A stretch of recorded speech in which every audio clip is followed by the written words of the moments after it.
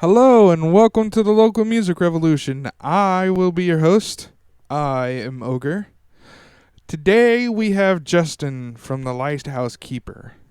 The Lighthouse Keeper is a project title or band name, whichever one you want to call it. Really, it's for Justin's releases. I found Justin on Tumblr of all places. Yes, Tumblr.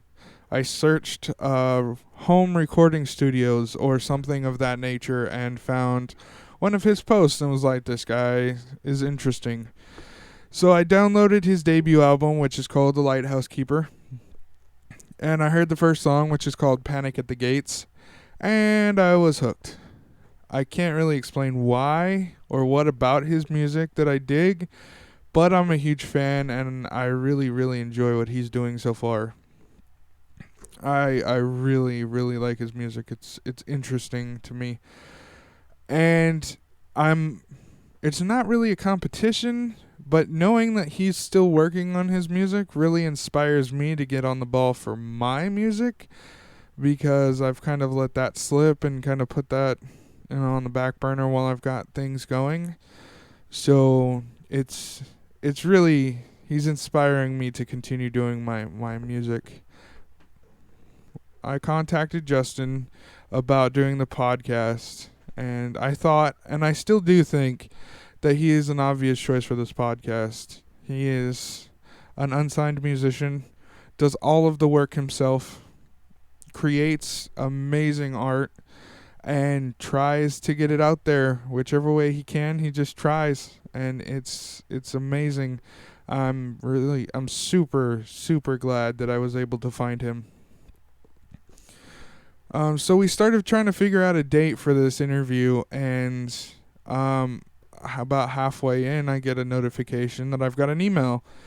That email is from Bandcamp, and it says that Justin, the Lighthouse Keeper, has released a new album, and I was ecstatic. I was like, dude, this is amazing. What are the odds that I get a hold of this guy after a year and a half of not conversationing, after a year and a half of no real communication, and he's releasing his album, and I'm like, oh, yes, this is wonderful. So I decided, I almost begged him. If he would have said no, I would have probably begged him.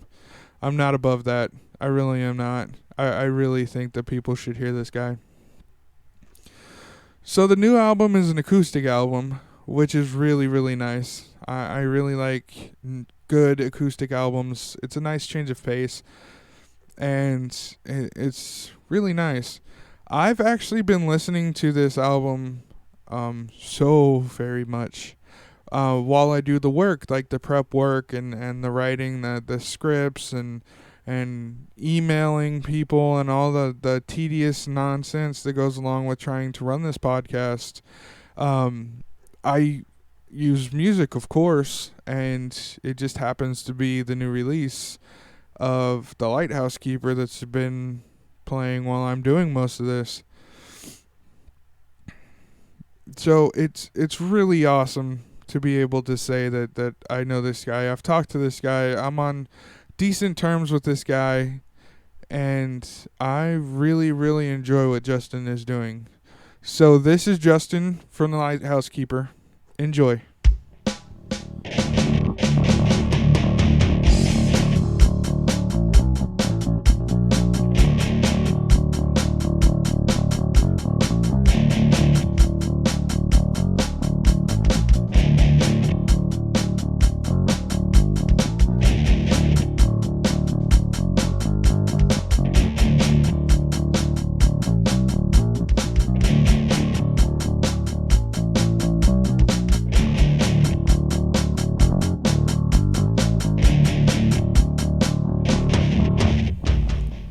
And we're live.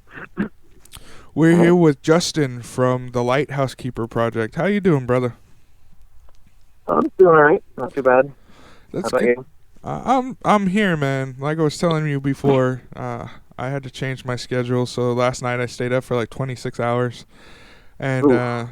Yeah, and then when I finally fell asleep, I was just dead to the world. There was no getting me back. So, Yeah, yeah. I've been there. So I'm alive now. I'm part of the living, and everything's good. That's So to good. get started, one of the things that drew me to you as an artist was the title or the name of the project, The Lighthouse Keeper. Can you go into Mhm. that and tell me how you came about that and what it actually means to you? Yeah, sure. It sort of, as actually a lot of things with my music, sort of came about accidentally. Uh, I back it was 2008, I think. I've been writing songs ever since I started playing guitar, but I kind of, um, didn't have a lot of direction, and I was at a point where I was coming up with a lot of 30-second ideas and not really putting anything together. Okay. So I gave myself the project of trying to do a whole album of all new stuff and seeing if I could uh, Yeah. without any sort of real strict guidelines or plans or anything. Okay. And um, I didn't have a name or like a title or anything. And probably about halfway through is when I started on that song, the title track. That's the band name or what have you. And it sort of was just sort of murky lyrics and music and stuff. And then I sort of got the concept sort of came together, and I named the song first, and then took the name for the album from the song, and then took the artist name from that. And the sort of unexpected 1, 2, 3, Yeah. because it just sort of felt, I don't know, it just sort of felt appropriate. I took it to be, me kind of alone, because I always kind of had the vision of being in a band or starting a band or whatever, but it just sort of never came together at that point. And so I sort of looked at it as, me by myself, kind of, I guess it sounds kind of corny, but shining a light out or whatever. Yeah, I got you, man. Um, and that's sort of where it came from, and I guess I kind of ran with it, and it gave me a name at least. All right. So the album art for your debut album, which was called The Lighthouse Keeper, um, Mhm. it was blue and black, and it was a picture of a lighthouse. And Right. I know it came from an artist. Can you go into how you found that picture and what you had to do in order to get the rights to use it for your album art? Sure. Yeah. Actually, it's that picture is a block print Okay. that a friend of mine did for me for the album. Oh, really? Uh, a friend of mine, her name is Christina Fantasi, and does a lot of really cool artistic things. And at the time, I think she still does that kind of stuff. She did a lot of carving her own um, blocks for that kind of print work. And I always really liked her work, and I thought it would be a really good fit. And so I asked her to do it, and she was nice enough to do that for me. And I think it came out really well. Yeah, man. I've always considered having the album art being that one thing that has to give you the idea of what the album is. And Right. I've always felt, excuse me, I've always felt that it has to be universal. If somebody can't speak English, but they look at that title and the album and they see what that is, it has to be able to tell them what that music is about. And Right. that was what got me to click on your information was that picture. And I'm not gonna lie, I'm very happy that I did. I love that album, man. I listened to it all the time for months. It was just on repeat, and then I go back to it every once in a while when I'm feeling like I need some inspiration, and it's been really good to me, man. It really has. Well, that's really cool to hear. Thank you. Oh, no problem. And I will relate that to the artist, and I'm sure she will be really pleased to hear it too. Actually, That is awesome, man. So, the track that like hooked me, it was Mhm. the I'm sorry, it was the album art and the title, but then it was also the one song. And I've told you Right. this before, and to me, Mhm. Panic at the Gates was one of the best songs that I had heard at the time as an album opener. I don't know why. Right. I just heard it and I was like, oh my goodness, this guy is a genius. Um, can you go That's very into generous. can you go into that song? Tell me how it came about, how you wrote it, what it's about. I mean, it's a very, very good song. Well, it's very, very nice of you to say. That song, that song came from the riff that opens it. It's tuned. The tuning is drop B, which is just standard with the lowest string down to B, Yeah. which is like a weird tuning because it's really like bright and crisp because of most of the strings being tuned to normal pitch, but then the low string being way, way down gives it like a kind of a weird balance of deep and like crisp and bright. Okay. And that riff just, I don't know, it's one of those things where I just played it one day, I didn't like set out to write anything necessarily. I just kind of stumbled upon it while I was playing around. And the main way that I've always kind of titled, and honestly often like started building a song, is I would come up with a part like that, and then I would just be like, what does this sound like? Like, what could the title of this be? And that's the title that came to me for that one. And so that whole song and the concept and the lyrics and everything came from that riff that starts it. That kind of descending That dun dun open dun beat. dun dun dun dun dun dun dun. That's the one. What time signature is that, man? Time signature. That's coming in my head. Hold on. I think that should just be 4/4. It is. I think it's kind of syncopated. Yeah, it's Oh. weird, and it's It's kind of yeah, it's stuck in my head for months, man, and I don't know why. It was one of the coolest things, and it was one of the most terrible things because I'd be at work and then I'd just go Sure. dum dum dum dum dum dum dum. People are looking at me like I'm insane. I'm like, you don't understand, guys. You don't. Up in there. All right, so yeah, that's one of my favorite songs that came out in the year that I actually found you. I rank it up there. But I wanted to tell you, I don't know if I ever actually told you how I found you. Do you know this? I don't. If you did, I have to say that I don't remember. Okay, so what happened was I actually watched a video, and it was this drummer talking about being inspired to be kind to musicians. Basically, he's like, okay, every musician starts at a place, and we're going to gradually get to the place where we want to go. It's like being on a line, and everybody has that line. Everybody's on that line. And just because somebody's starting out or doing something doesn't actually mean that they're bad, per se. Right. They just don't have that experience to accumulate what we have that have been doing this for 10, 20 years.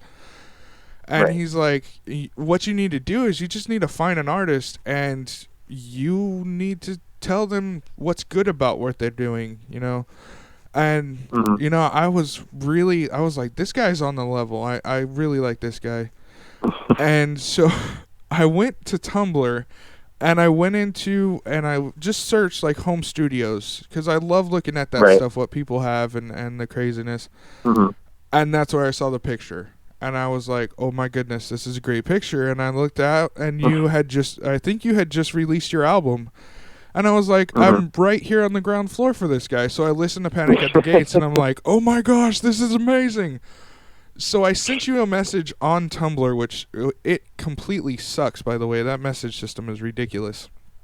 Yeah, it's not the best. But I sent you that, and I'm like, this guy's probably gonna think I'm a stalker, some just terrible person for this. So I tried to just be like, hey, dude, this is amazing. I'm really digging your stuff. And I downloaded that stuff, and I've been keeping like tabs because I'm a fan. I keep tabs on the guys that I like and the bands I like. So I've been trying to keep tabs on how your writing is coming along and everything like that. And when I do talk to you, I try to make sure that you know that I'm also working, because one of the other things was you do this in your home, right? Yeah, I everything that I've done in my bedroom. Yeah, and in terms of recording.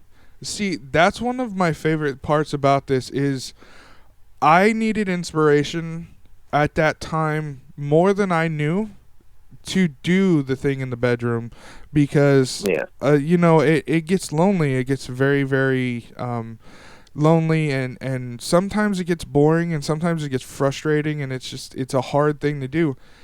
And knowing the people that you can actually talk to, and you can talk to about these things, it gives you a platform where you're like, okay, this guy's continuing to do this, so I can continue to do this.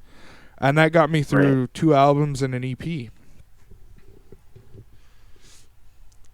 That's very cool to hear that I had an actual effect on something in whatever way. Yeah, man. I mean, we did exchange the emails and everything for a while, and we fell out of touch. But I found you on social media and everything, and I've every time you post something of like you're recording, I'm like, he's recording. I need to step this up. I really need to get on the ball and do this. And it's not a rivalry kind of deal. It's more of no, I get it. Yeah, and I don't even know what to call it, but I'm just.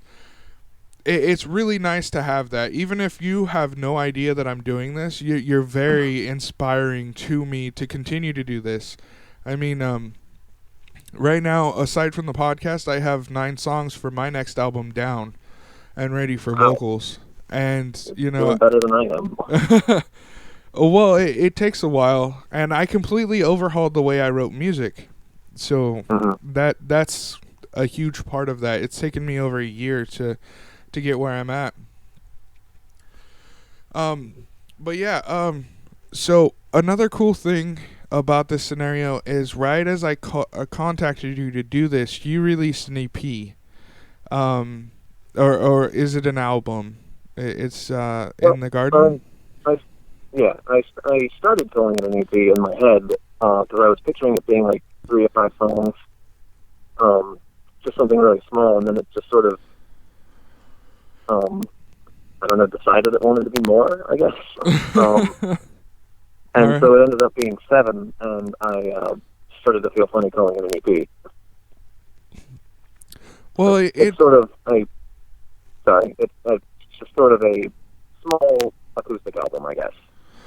All right, so with that, firstly, the album art, what is that? Is that a shell? Is that a seed? What is that?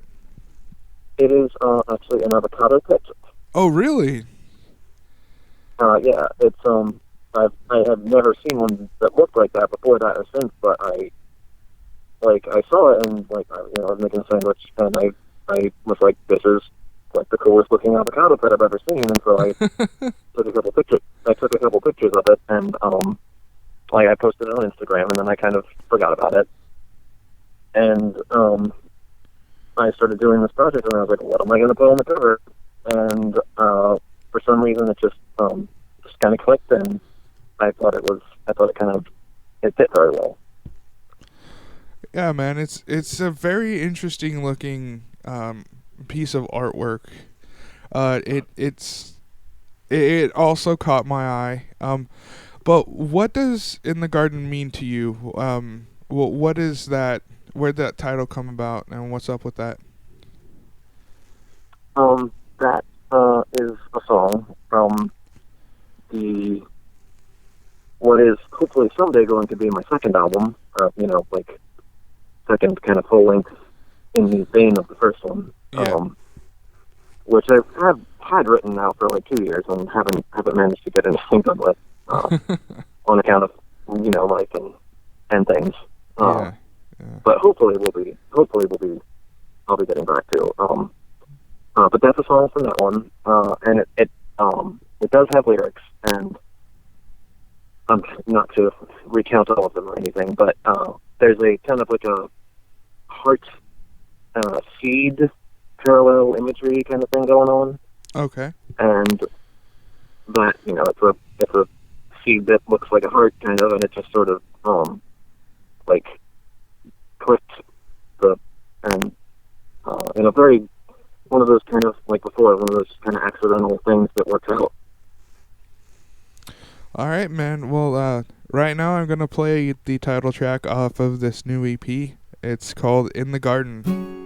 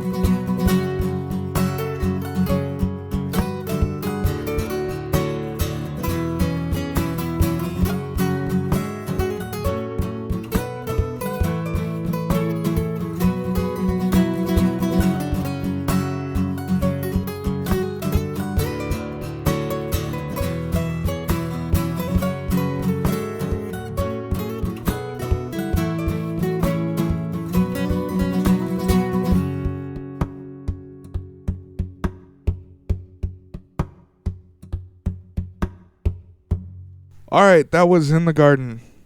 All right, Justin. So, we've talked about how much I really enjoy your songwriting and everything. So I want to get into that.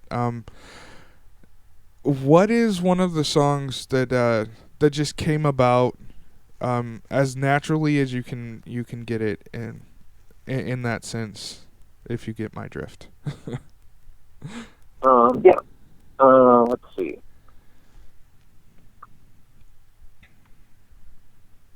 I'm so sorry for the dead air. I'm racking my brain. There's one of the ones off the first album. It's called Isabel, Okay. Okay. and that song I wrote the music for in one day, and then I wrote the lyrics the following day, and that was just it.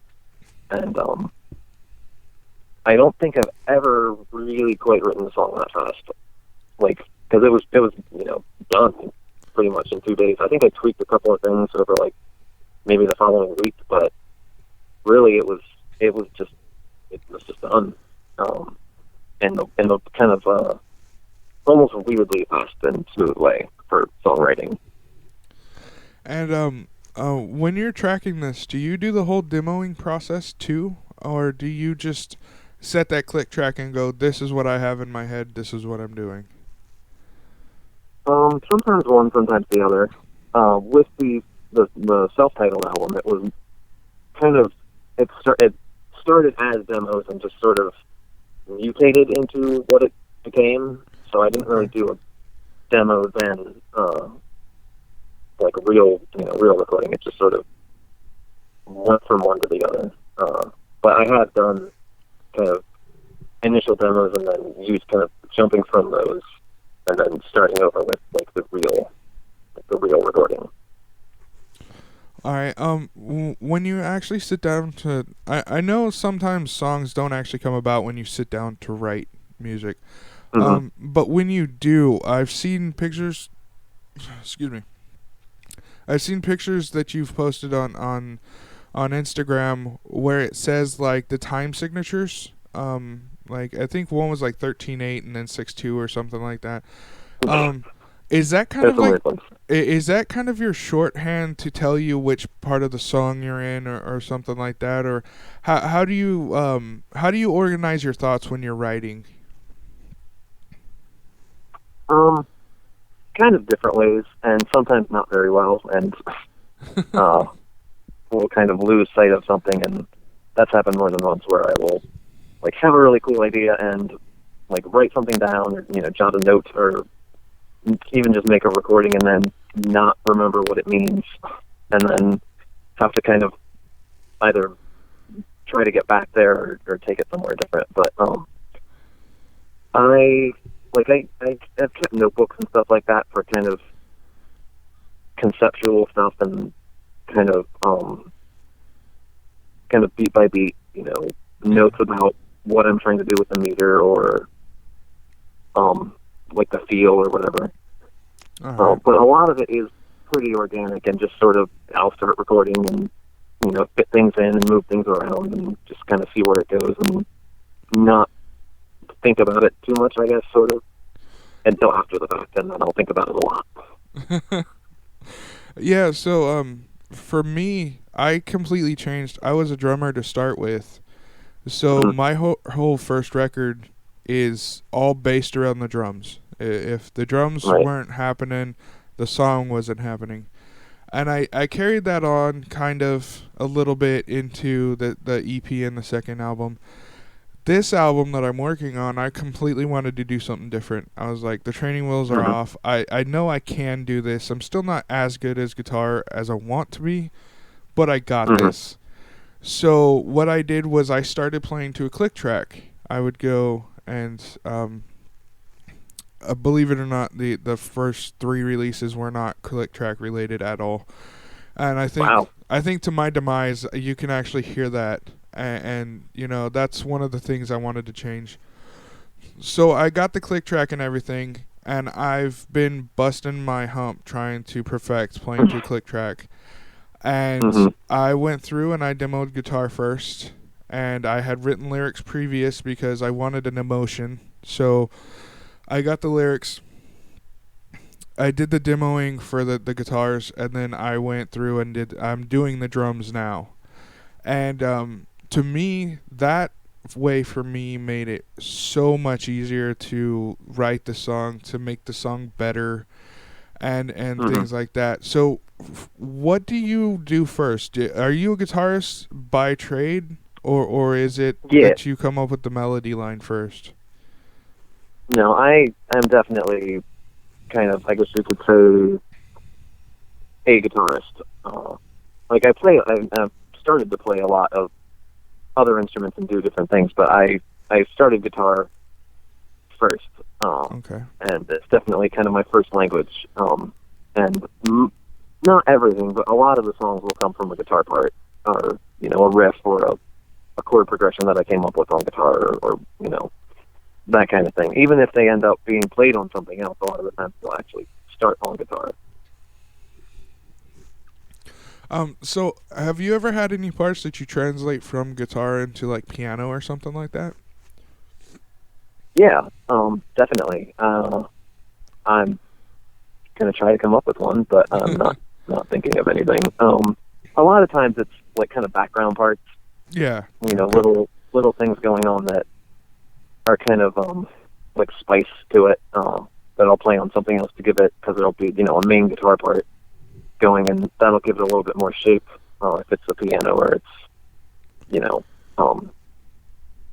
something like even just like a keyboard kind of sound, or something programmed, or something weird like the wine glasses, that I wrote a part on guitar and played it on the singing wine glass kind of thing. Really? Oh, what song Where is you that on? that's A Drop of Water in the Desert from the first one. Oh, really? Okay, we'll be playing that here in a few minutes, so that'll be interesting to hear. Is that on the original version or the acoustic version? That's the original. The It's original? towards the end. Okay, awesome. All right, because I know there's so many layers to what you've done on the Lighthouse Keeper. Still, every time I hear it, I hear something new, and it's really fun that way. For Thank me, you. I come from a metal background, like the whole less is Right. more, like play Hmm. double bass to back the drum beat, or play a simple 4/4 time to back the guitar. Um, I never ever thought that putting things behind the music or adding textures would be something I did, but when I hear that, it's so amazing. So, what was the inspiration? What is your inspirations behind the music that you write? Um, I'd like to have something really, like deep and artistic to say, but it's really just stuff I think is cool. For the most part, it's stuff I think is fun or interesting to try, or you know just stuff I want to know what it would sound like, kind of a thing. And certainly there's things I go for kind of with ideas or concepts and stuff like that, but a lot of it really is just kind of messing around and figuring out stuff that I think is cool, or what I would want to listen to. Yeah, man. I think that's one of the things that should drive musicians, is trying to create a song that you as a fan would actually listen to and buy. I mean, Hmm. there's no real point in creating something that you don't like, because I mean, I never understood doing that at all, Hmm. ever. Um, so I know you play live. So how do you translate these songs from the original album to a live setting without a full band? Do you do the whole backing track thing, or do you just convert it all to acoustic and go from there? That's actually kind of where the new EP/album came from. Is I really do it all acoustic. Okay. And I have gotten very fond of looping pedals, and I'd like to think pretty good with them. And so I play solo acoustic, and I loop kind of all the backing stuff on the fly and play to that, Oh, nice. which is not, it's a little tough, but it's really fun also. And it's kind of a fun challenge to figure out how to take a song that is obviously written for band and make it work that way and not have it be, 12 minutes long while I'm setting up all the parts. Do you actually go through and do you play, I don't know what the actual word for it is, but where you kind of use your acoustic as a percussion instrument too? Yeah, I do. It's kind of just, I don't know if there's a fancy word for it, but I just sort of, drum on it with my hands, kind of a thing. Yeah, there's, I've seen, sorry, go ahead. No, I was just going to say to give up, that extra dimension of percussion. I've actually seen YouTube videos from a couple guys, like one's from Australia. He takes metal songs, turns them acoustic, and he's playing on his guitar and singing in a whisper kind of a voice thing. Wow. Really interesting kind of genre of music and a way of doing things, and I don't think I could ever do that, so my hat's off to you, man. It really is. Alright, so about this time, I would like to play, let's do A Drop of Water in the Desert. Can you talk about that one real fast? That one is an instrumental, obviously, and I really like doing instrumental songs because it's I still like to try to kind of tell a story, if that's not too corny of a way to put it. Yeah, but, I understand, man.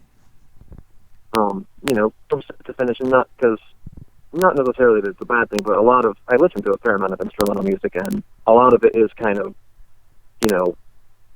adding layers and moving things around, but kind of the same throughout, which is, like I said, not a bad thing, but I really like kind of trying to have it almost sound like a song with lyrics, but without lyrics.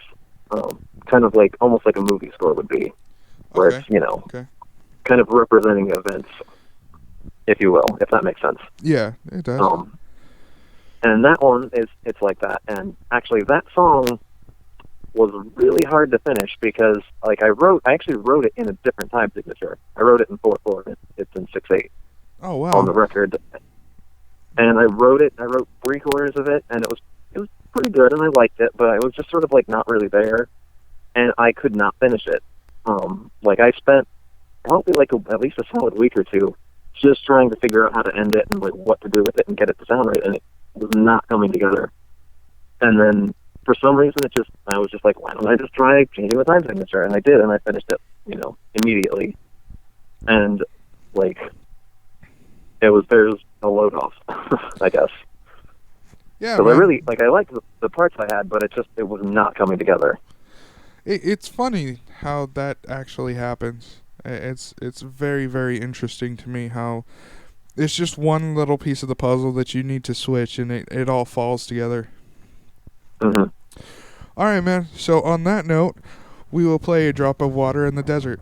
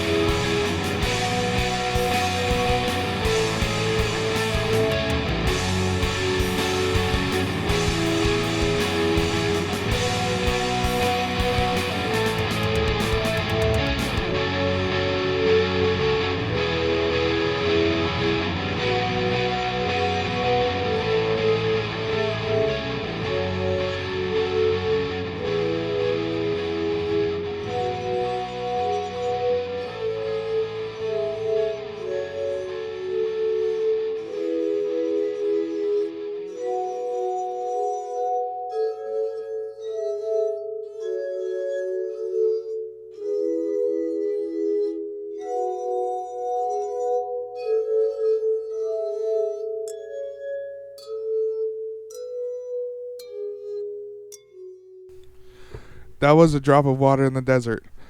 So going back to the whole your writing process, for me, Mhm. I found with the way I write now that if I find a piece of music that's not comfortable for me, then I have Mhm. to go back to the writing board and I have to redo it. Mhm. Thankfully, it's still early in the process for a bunch of these songs that they're still kind of skeleton ideas. They haven't been Right. fleshed out well. So I can go back and be like, oh, it wasn't my fault per se. It's just this part didn't come right at 1 or right at 2 kind of Mhm. thing. And Right. it's funny to me because most of music is all feeling, and I've been more articulate with the way I feel in my music.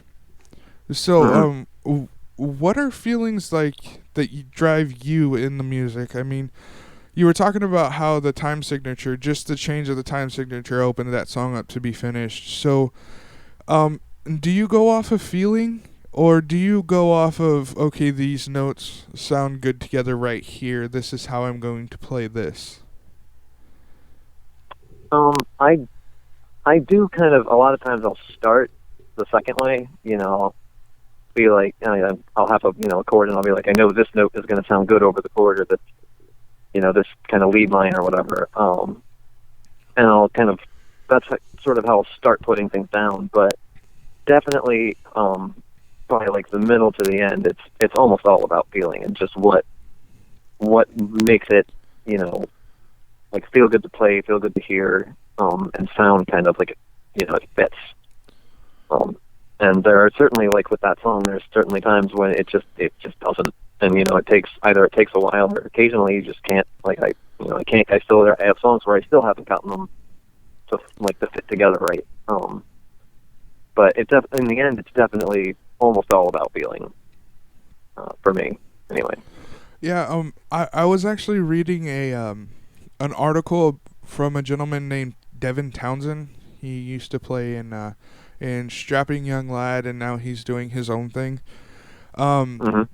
Very good CDs if you haven't heard of him. He's got really really nice voice, and it sounds kind of like 80s new wave meets rock and Mm. metal. It's really interesting. Hmm. But he was talking about his new album, and this gentleman, he's on, 20, 30 albums possibly. And he's like, when I write, it's a part in my head, and if it doesn't feel right, it's going to bother me. And I think that's what music Right. is. It just bothers. Well, he said he thinks that the music, it bothers you until it feels right. And I Right. never actually paid attention to that until I heard that, and I was like, that's exactly what I'm doing right now. Yeah, I can definitely relate to that. So, what was there a song on either one of the records that just made you scratch your head and possibly want to throw your guitar, just because of difficulty or just not coming together, or so simple the part that you just couldn't do it? Let's see.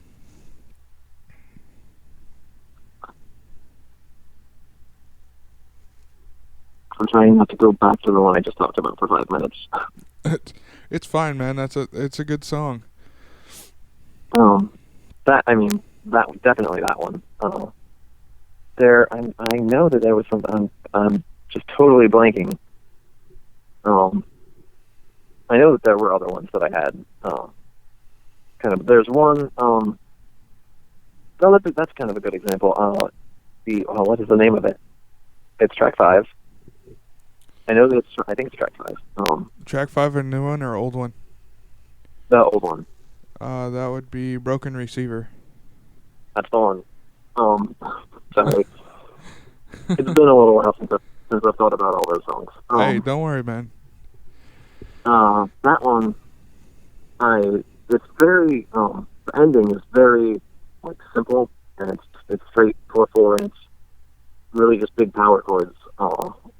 And I think I was kind of trying to overcomplicate it in the beginning, and I couldn't come up with an ending that was satisfying, and like it just got like kind of muddy and like went directionless, sort of.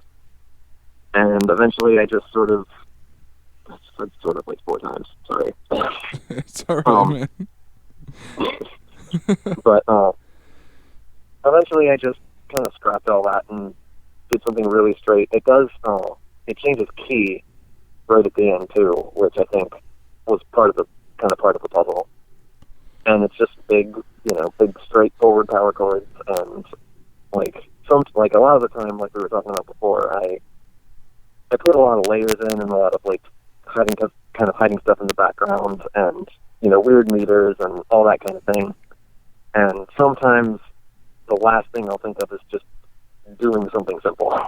And that was definitely one like that, where I had to kind of go through all of the weird, complicated stuff that didn't work to get to the totally simple, straight thing that I should have thought of first. See, that's the greatness of music. I mean, it's really hard to overcomplicate these kind of things, especially when you're writing and you're trying to get an idea across. Oftentimes, with the drums, I will start with the most complicated thing and then go, that's going to be impossible to do ever again. And so then I'll have to go and figure out what I can do with something else. Right. I think it's just the nature of the beast, because you want this grand idea. I mean, most of your songs, that they come from feelings or events in your life. Am I right? Yeah. And I would say so. For that part, you kind of want a grand design to express that part, or that what the song is about. And I can see getting caught up in all of the majesty of putting just layers and layers and layers of texture. Mm-hmm. But it's for me, I still don't know how to do most of that stuff. I mean, I've pulled out a synth once, and that was on my first album for a song called Link. Mm-hmm. And then I pulled out, it was a grand piano kind of patch on my keyboard for a song that I'm writing right now called Becoming Cold. And that's the extent of it. There's not much more that I've done. It's definitely kind of a like feeling your way out sort of thing, and you really, I feel this way about pretty much all parts of music. You just have to kind of do stuff, and a lot of it doesn't work, and then eventually you kind of get a handle on what does. Because I certainly spent a lot of time, especially in my teenage years, doing a lot of very, kind of experimental stuff that I thought was super cool at the time, and it really wasn't. Yeah, no, but that one. That sort of laid the groundwork for being able to kind of have that vocabulary to do stuff that was not so not trying so hard, I guess, maybe. Yeah. So, what actually got you started playing music and playing the guitar? Yeah, was there a specific event or a specific musician or something like that? Or did you just pick it up and go, this is great? I'm gonna have to say I've always liked music, and I actually took maybe a year of piano lessons when I was a kid. But oh wow, it just I wasn't there yet, I guess, or something, and I didn't take off from there. But guitar, I started playing when I was about 14, and I would really like to say that this isn't the case, but I'm sure it was mostly terrible nu metal bands that I thought were great at the time. Which new metal bands were you enjoying in then?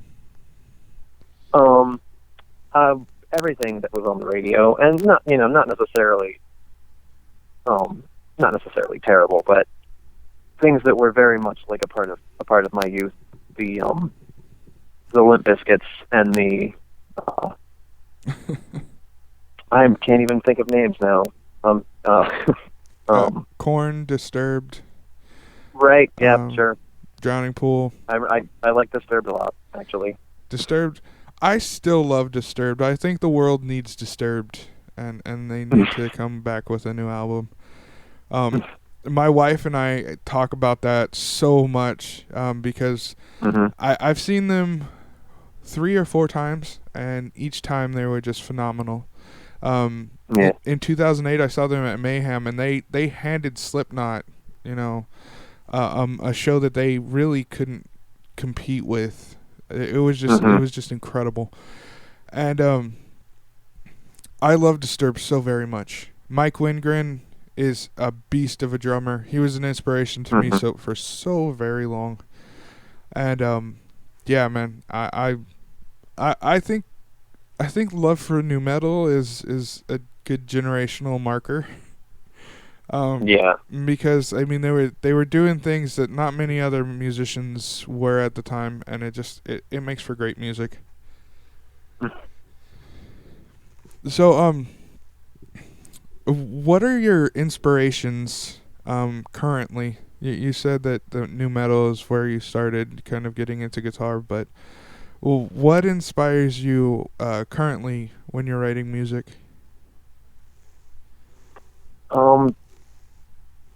I want to have an answer that's more specific than just everything, but it's really kind of everything. Like, from like books and movies, and just like a bad day, or like kind of having like a weird confrontation with somebody at a store, or like not a fight or anything, but just sort of somebody being impatient or whatever. Yeah, I got you. And obviously I don't listen to as much music as I used to, and I really miss it, but I do still listen to a fair amount, and obviously there's a lot of inspiration comes from other artists. Yeah. But it really is just kind of it's always been kind of from anywhere. If I can take something from something and use it for music, I will. See, that's the funny thing. When I was writing the lyrics for this project, like lyrics were just coming out of me out of nowhere, just song after song after song. Like one night I wrote 8 sets of lyrics just out of nowhere. And it's funny because there's some, like, one's about a dream, one's about like how I see when you fall into depression.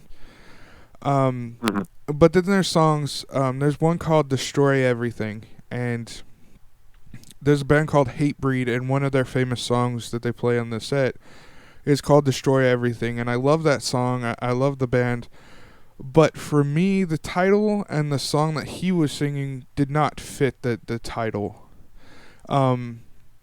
So what I did was I was like, you know what? I respected the gentleman singing, but I want to write a song where that title means what I feel that it should mean. Because his music is mostly uplifting. It's like hardcore, like original hardcore sound. And it's just like, I'm going to destroy everything that makes me weak kind of idea.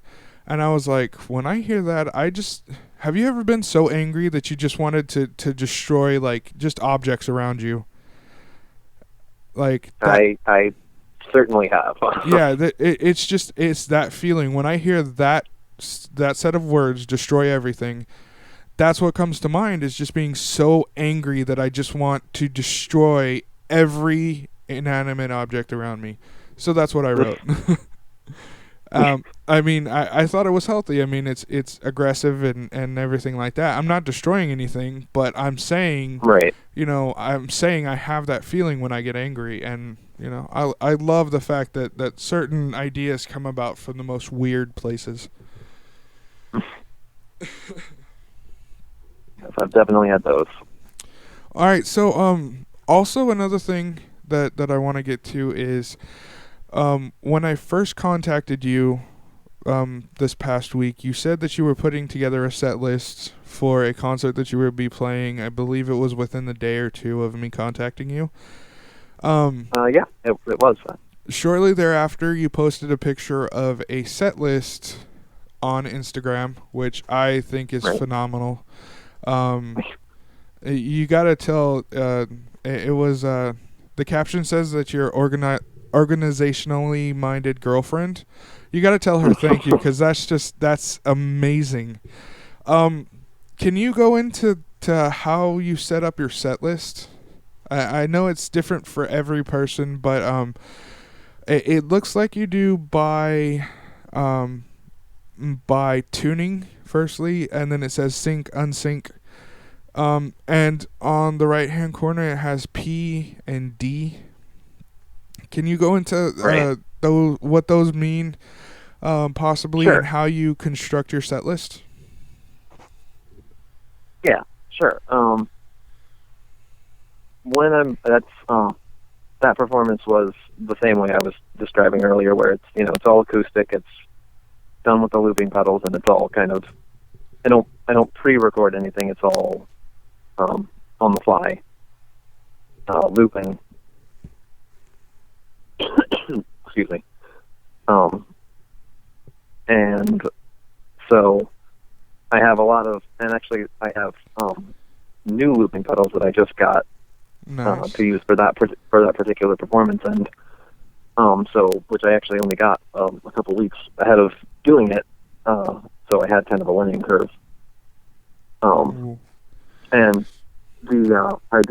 I group it by tune, which when I started performing like that with the acoustic thing, I didn't really, I did a lot of back and forth tunings, and it's just without two guitars, it just takes too long, and it leaves a lot of dead time between songs, and it's just, it's not fun. It's not fun to listen to or watch. And so I started grouping by doing a whole run of one tuning and then a whole run of another, and then I only tune once, and everybody's not bored. I got you, man.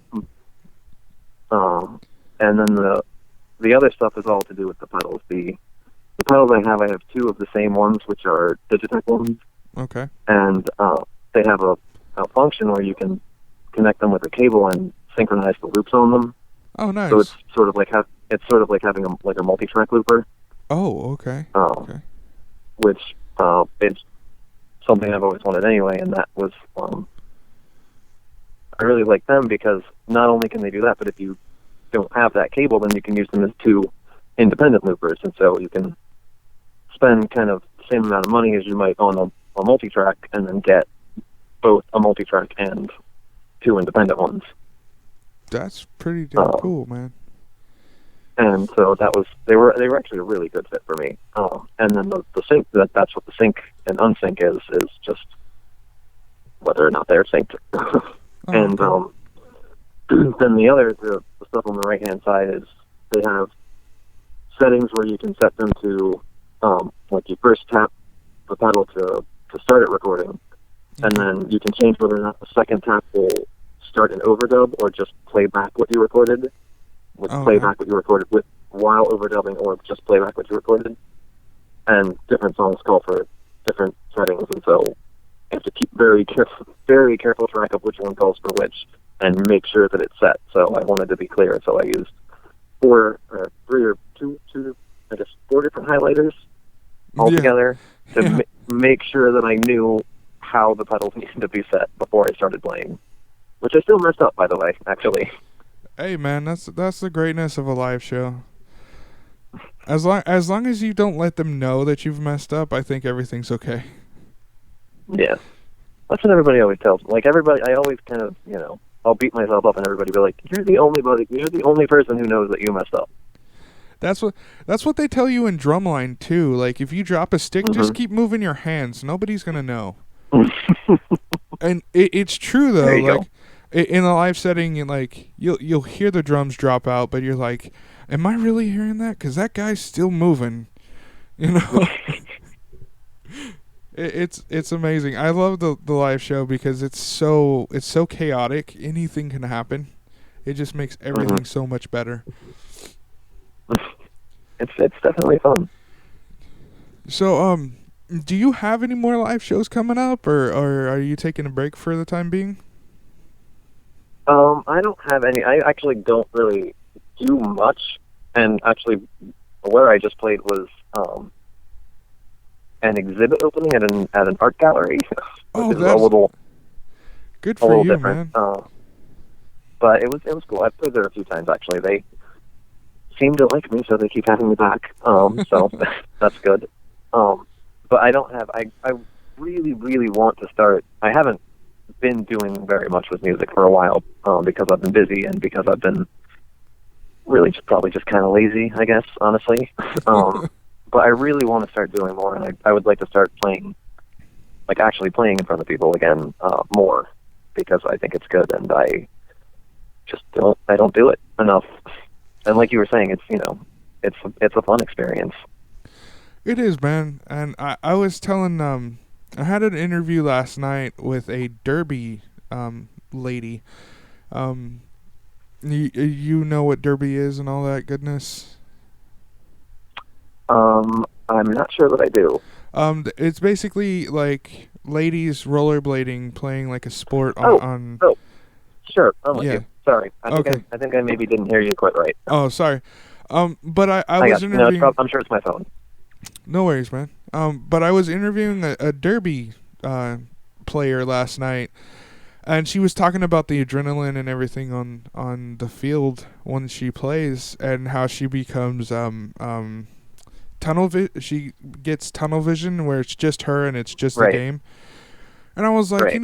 that's the same thing as music. Like you can be Hmm. nervous. For me, it's nerves all the way up until I sit down, and then it's me and the drums, nothing else. Right. I mean, I completely change who I am. Like this other person comes out when I sit behind the drums, and Yeah. like I know what I'm doing and I'm having fun and everything, but it's just this different side of my personality coming out. It's one of the Right. most interesting things and the most scary things at the same time, because that guy wants to come out Hmm. all the time. And so what's your favorite part of playing the show? Is it just the kind of chaotic mess that can ensue, or is it that adrenaline that you get? um, my favorite part, I would have to say, had I tend to have kind of a similar thing happen, except unfortunately this last time it was like 20 minutes into playing, not right when I started. Uh, a lot of times it's right when I start, but this time it was. I think I was just a little like kind of I had trying to get the acoustic album thing done and get prepared around it and everything. I think I had a little bit extra stress for this one, Yeah. and so it was the first. And my girlfriend will tell you the first few songs were a little rocky. um, but once I got past the nerves and everything, I had that kind of like everything just sort of like quieted down, and like I was, I guess, kind of in the zone, maybe you could say. And Yeah. like my pulse slowed, and I just like I felt like I got a hold on it, and it's really that sort of like it's kind of almost like a Zen thing where you just sort of like get in place, and it's like as much as I love just playing in general, it's something that you don't really get when you're not performing. Of Yeah, that sort of it everything just quieting down around you. yeah, it's a weird feeling. There are that time I very rarely have that zen kind of feeling. Personally, it's more I I don't know how to describe it other than an addict getting a fix. And it's weird.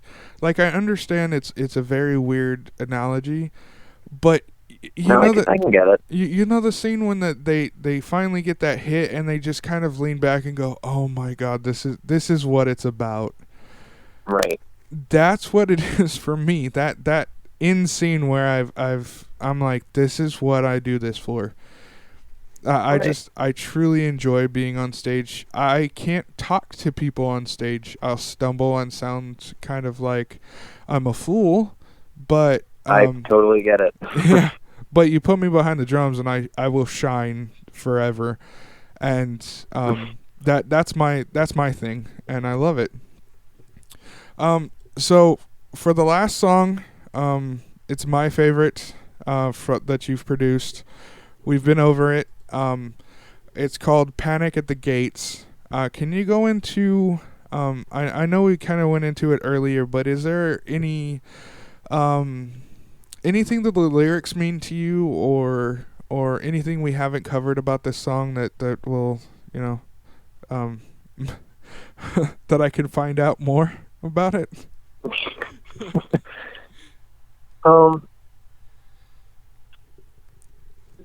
Not, there's no, I'd love to, connect it to some childhood trauma for you right now. But it's really just sort of, and I think we probably talked about that. I think I remember talking to you about it, when we were first in touch. And I'm very much kind of a believer that, people, songs can be about whatever people want them to be about. Yeah. Kind of. And I, as a writer, don't like to dictate. I don't like to tell people this is what my song is about and nothing else. But it's obviously from the lyrics, it's sort of that idea of kind of being kind of kept quiet and kind of people using just kind of people using fear to control, yeah. And that idea of, don't go outside, there's scary stuff out there. Yeah. And just really that kind of idea. And, I can't think of a way to continue that sentence. I really thought I could. Oh, it's fine, man. And so it's about people trying to control you through fear, and right. Trying to dictate how you see things outside of your realm, possibly. Yeah, pretty much. I would say that's what I have in mind anyway. All right, man. Well, this is Panic at the Gates.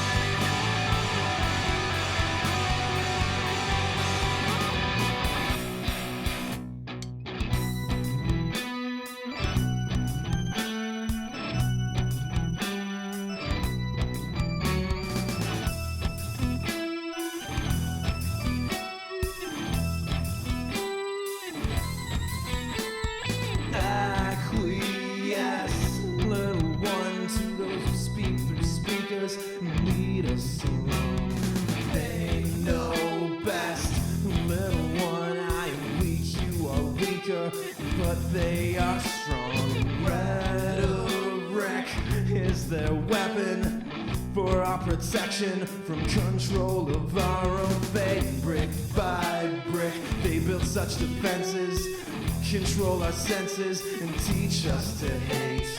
Keeps us in fear, and in fear we are safe. In fear we are safe, for in fear we obey. Put our faith in weapons and walls in darkness. Splinter and shade, we just isolate to strengthen, resolve and die. Feast the flame.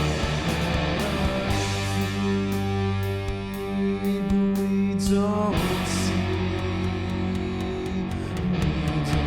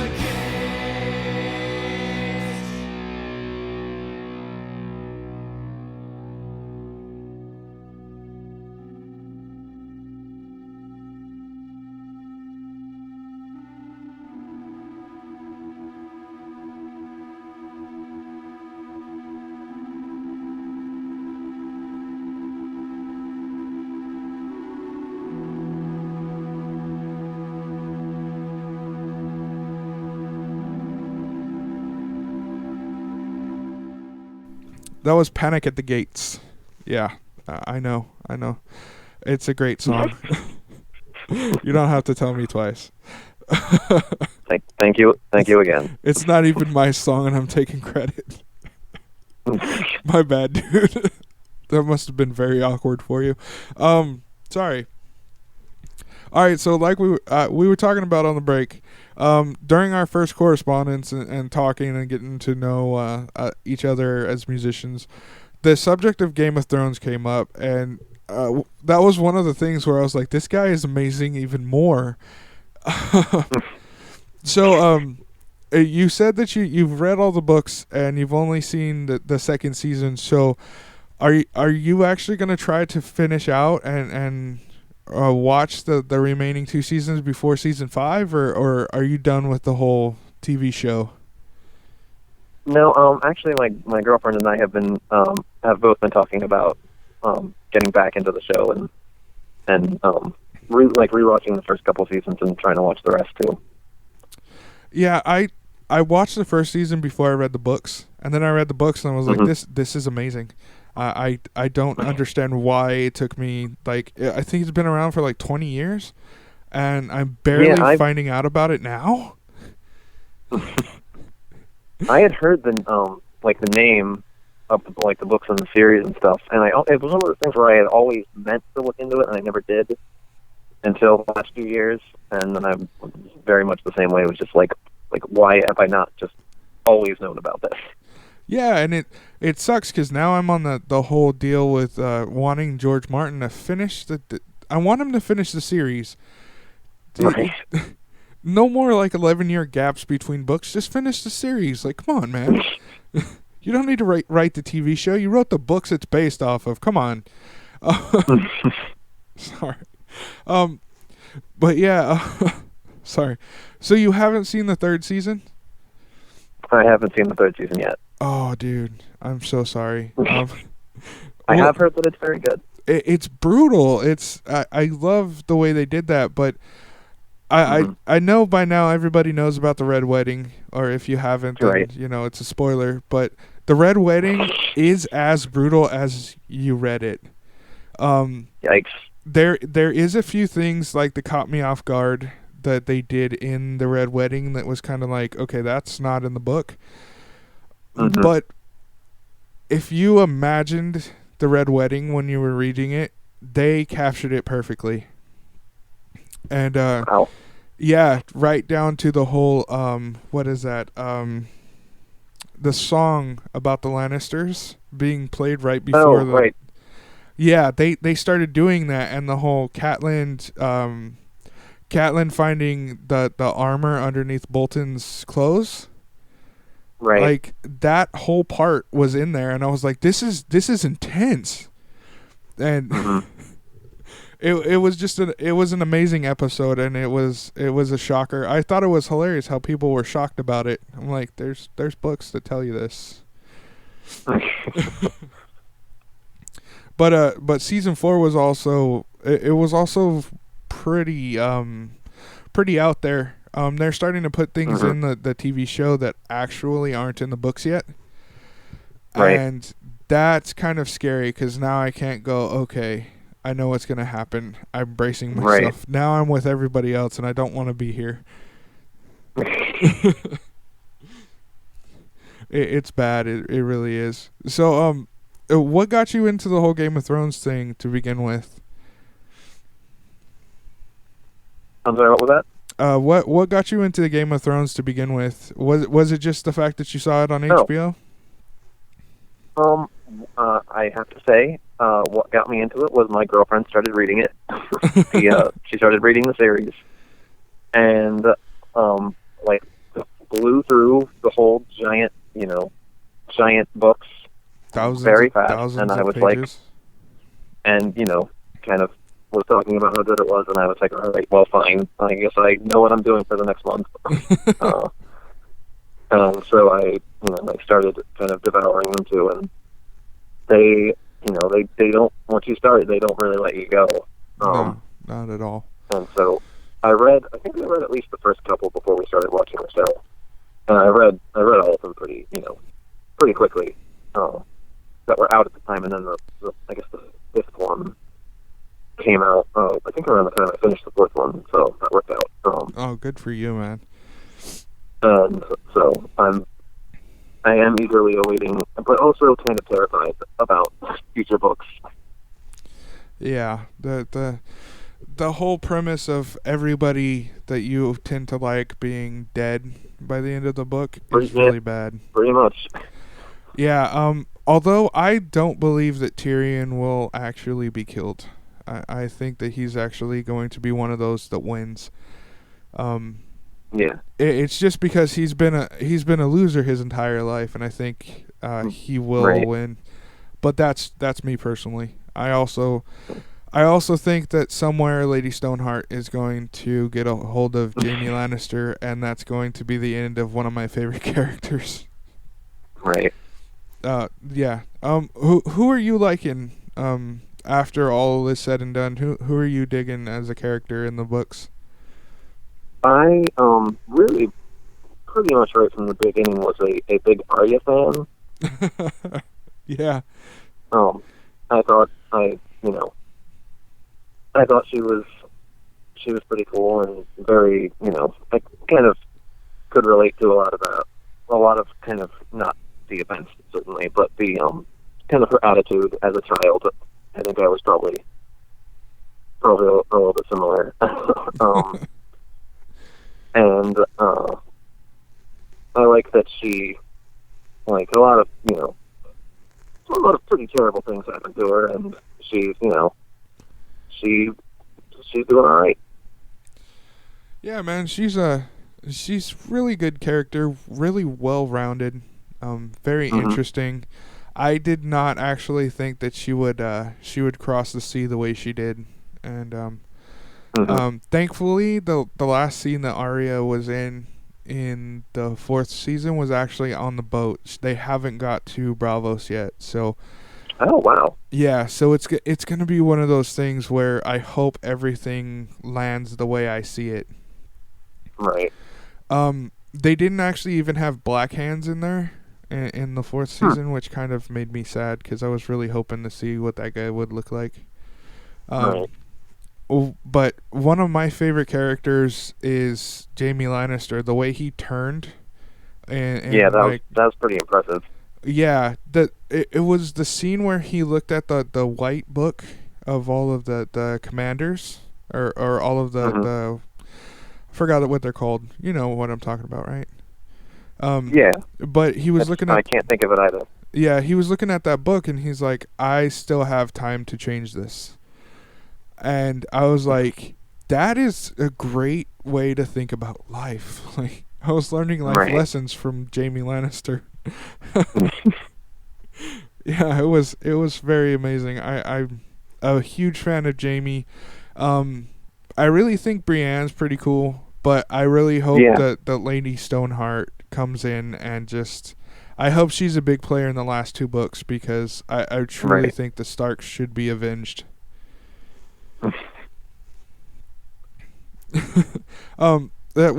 The reason why that I think that is um damn it, what's his name? Walter Frey. Oh, right. Yeah. Right. He did one of those cardinal sins that nobody should do, and you Right. shared your food and your wine with somebody, and then you killed them under your roof. You like Right. it's mentioned through the entirety of the remainder of the book, Hmm. and I really think his house should be one of those that gets demolished because of his stupidity. Yeah, he's got some bad things coming. I hope anyway. Yeah. All right, man. So, we'll get back to the music now. I just wanted to take a detour and talk to you about that for a little bit. Um, I can understand it's awesome. all right, man. So right now you do not have any live shows, but you said that you're wanting to get into playing music and doing that. What are your plans for this project going into the future? I've actually been kind of trying to figure that out lately. I I have, like I said, I have another album that's pretty much written. And I've done demos, and I think I've posted some of them. Yeah. In one form or another. And I actually have another EP too that I also have written and haven't done anything with. And I definitely want to do something with those in one form or another, and would like to. I mean, I'd like to do like a full, like the kind of like the self-titled, where it's just all put together and everything. And I'm hoping I can do something like that, but I don't know about like a timetable. But that's certainly, and I have I have some other ideas and things I want to pursue, and maybe more acoustic stuff, kind of, because it is a lot of fun. Yeah. But I'm sorry. No, go ahead. Yeah, it's your time, brother. I was just going to say I'm still sort of kind of pulling ideas together and figuring out what should be done. Well, yeah, you said that the acoustic's really fun. I recently, well, a few months back, I got an acoustic guitar, and because I got the idea of doing an acoustic album in the near future, Mm-hmm. because it's something like I'm controlling what I'm doing right now, and I really don't care what other people think. I'm just really trying to have Right. fun and experience music. And so I bought the acoustic guitar so I could get acclimated to playing it, and I was like, this thing is amazing. Like, it's so nice. It's so different, and it's extremely hard to actually make an acoustic, like going from electric and playing all those heavy riffs that I was thinking I was playing, Putting them on acoustic, I'm like, no, these riffs are terrible. It is different. Yeah, it doesn't translate at all. It's terrible, but it was a good lesson to have under my belt. Yeah. All right, man. So with the recording and everything, do you have songs that you've recorded that you just kind of put on the back burner, that you haven't actually mixed and mastered yet? Or do you only record for your albums? I do actually have some, like, mostly from the first album, and mostly I kind of, like, I wrote a bunch of stuff and I developed it, and probably about halfway through most of the songs, I kind of figured out which ones were going to be keepers for, like, for the album. Yeah. And so while a lot of, like, I guess you could call them B-sides, they got finished, they didn't, like, the recordings didn't get finished. Like, Okay. I put the pieces of the song together, but I never actually finished the recording. And that's actually the EP, the written but not having done anything with the EP that I mentioned is Okay. kind of those songs and a couple of older ones from even before that album project. Okay. That I recorded in parts, or I wrote, but I never recorded, and that kind of thing. And I think they're solid, and I think I certainly they're fun to play and stuff, and I want to at least do something with them. And so I do have stuff like that, but nothing really like finished or final or even fully recorded. All right, man. Well, I'm gonna take a break right now, and then we'll go back to your information. All right, brother. All right. All right. Yeah, I just wanted to do that so I can talk to you, kind of like off the record. Okay. Okay. So basically, what I'm gonna do, it's actually at the hour 15 mark. So Okay. I wanted to wrap up with you and get all the plugs in and everything. Okay. Make sure that we can try to guide people to your music. Right. After everything's said and done, basically we're gonna say goodbye on the audio. But after we say goodbye, try to keep on the line because I need to wrap up with you personally, and then we Sure. can say goodbye and go about our business. All right. All right, brother. All right, we're back. All right, Justin. So, how can people get a hold of you? How can people listen to your awesome music and find all the downloads and hear what you're doing right now? The simplest is you can go to the website, which is asecretinthesignal.com, which I think it has links to everything at this point. The album is just by both the original and the acoustic one are at the lighthousekeeper.bandcamp.com, I believe. I think that's how it's formatted. But like I said, there's a link on the main website. It is the lighthousekeeper.bandcamp.com. Right. Yeah. And it has, your website does have links for Instagram, Twitter. Do you have a Facebook for this project? I don't. That is Okay. something that everybody has been telling me that I should have. Keep us updated if you do actually get that. Let me know and I'll post it on my podcast website. All right. And what was I? Oh, there's one other thing before you go that I really want to know. What are the random starts? You have it on your website, and I don't know what that is. Right. Oh, I haven't done this for a long time. That is the drummer for a favorite band of mine called Thrice, and I think others too.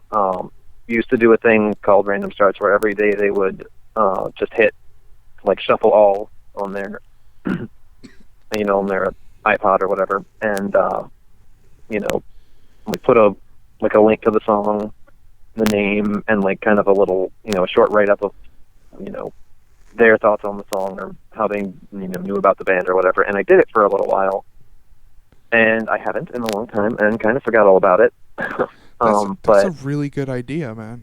That's. I still the link is still there, and I should do that again. That was a lot of fun. Yeah, the link is still there, and it's actually pretty awesome. But the last time was like July 29th, 2013. Wow, yeah, that was a while. I should get back to that. Yeah, that's pretty awesome, man. I think I might steal that idea and modify it, possibly for this podcast, and then take all the credit because I'm that guy. There you go. Sorry. I stole it from somebody too, so it's cool with me. All right, so it's thesecretinthesignal.com is where they can go get all the information, and yeah, man. Thank you so much for taking the time out to talk to me about your project, and no problem. Thank you for having me. Well, like I said, man, I truly love the music that you're producing. I was doing promotional work for this podcast, listening to your new album, and I was like, this guy is on it, man, on it. I was so excited. That's very nice of you to say. So thank you very much, and please, if you have any more information, contact me, and I'll get you on here. And when I get a website up, I'm going to make sure that you're one of the featured artists on there, brother. Thank you. That's really nice. That means a lot. Well, thank you, brother. It was wonderful talking to you. Have a good one, man. No, you too. So that was Justin from the Lighthouse Keeper. I am super grateful to be able to talk to this guy again, and it was amazing being able to actually talk to him about all the music and all the incredible work he's doing. I've had his albums on my phone since I've downloaded them, and they've been staples in listening while I'm at work and while I'm doing things and while I can plug in my phone. And I'm really happy to say that I don't see them actually leaving my phone anytime soon, and that is amazing. I'm really happy to hear that he's still working on music, because like I said in the intro of this, it still inspires me to know that he's doing his music, because that inspires me to continue. I don't know why. Please don't ask for the psychological mumbo jumbo behind it. All I know is that he inspires me. Knowing that he's working inspires me to work harder and to get my music released, because I could probably make a million excuses why I need to keep these songs and continue working on these songs and trying to perfect them. But hey, sometimes music isn't perfect, and that's the beauty of it. So I'm extremely inspired now that this podcast is actually calmed down and I've begun the weekly episodes. I will have time to actually work on my music. I've actually already started. I got the drums down for a new song the other day, and in one take, surprisingly. I was super excited about that. I love the drums. They make me so happy. And being able to do one take songs, that's even better. So I'm excited about that now. And now I get to go and blister up my fingers while I'm trying to record guitars and bass for this bad boy. Remember to check out Justin at thesecretinthesignal.com. It's got links to all of his contact information. And when you do get a hold of him, I know you're going to want to, make sure that you tell him that you heard him on the Local Music Revolution podcast, and tell him that he's awesome. Because he is. And that's what you need to tell him.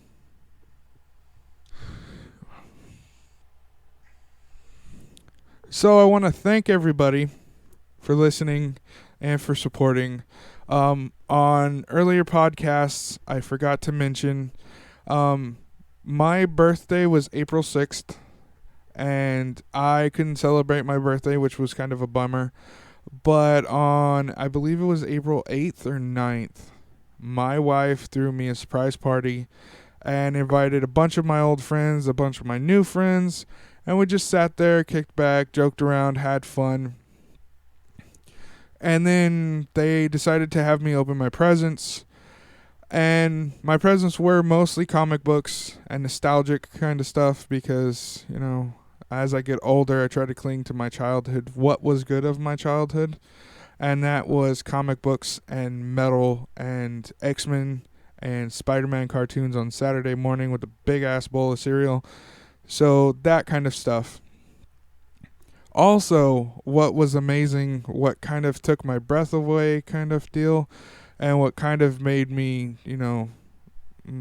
I don't know the words for it, were that everybody at some point actually went and they signed this card and they donated money so that I can get things for the podcast, promotional materials, little things like that. I bought a smaller mic cable, an XLR, because having a 10-foot XLR cable wrapped up on your desk is really cumbersome.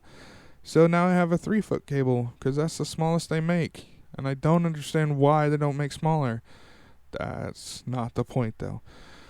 Point is, I had a bunch of people step up and pitch in for an idea that, they didn't really have to support, but they did.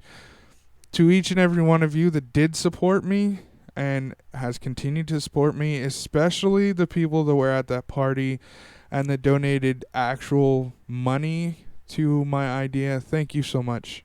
I really do appreciate you guys. And each and every one of you know who you are, and I love you guys to death. Thank you. Now that the sappy stuff is out of the way, please remember to rate, comment, subscribe, and add The Local Music Revolution at thelocalmusicrevolution.wordpress.com and at facebook.com/thelocalmusicrevolution. I'm also on Twitter at TLMR podcast. I'm also on Tumblr, The Local Music Revolution, and I believe that's all of the social media so far. I'm also on iTunes. All you have to do is search iTunes for The Local Music Revolution, and I'll be there waiting for you. Not the stalking kind. You don't have to be creeped out. I'll just be, my podcast will be waiting for your listening pleasure. Is that weird? I don't want it to be weird. I'm also on Stitcher, which is technically kind of like iTunes. It's a syndication, I believe. And that you search The Local Music Revolution on their app or on their website, and you can find The Local Music Revolution waiting there for you to enjoy listening to these hour-long interviews. Also, if you are a musician, an actor, director, or an artist, or somebody with like talents, I would like to talk to you. I'd like to get you on the podcast and talk about your awesomeness. You can email me at thelocalmusicrevolution@gmail.com, and we'll get the process started for you to be on the show. Until next time, this is The Local Music Revolution. I am Ogre. You, everyone, are awesome. Take care and be good, everyone.